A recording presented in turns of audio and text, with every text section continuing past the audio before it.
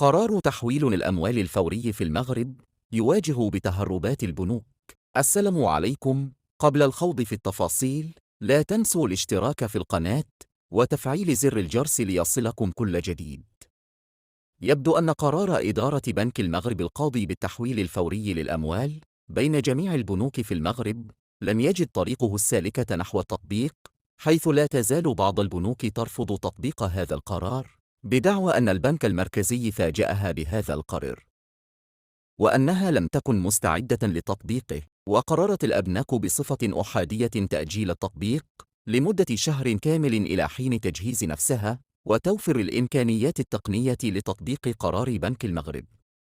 وبنوك أخرى رفضت الامتثال لقرار بنك المغرب بصفة نهائية وأجلت تطبيقه لمدة 3 أشهر كاملة، أي إلى حين نهاية الفترة التي قرر فيها بنك المغرب أن تتم هذه التحويلات بصفة مجانية. وهكذا وجدت كثير من البنوك مبررات كثيرة للتهرب من الامتثال لقرار مجلس بنك المغرب، وفي مقابل ذلك لم يصدر أي قرار توجيهي أو زجري من إدارة بنك المغرب لإجبار هذه البنوك على الامتثال إلى القرار.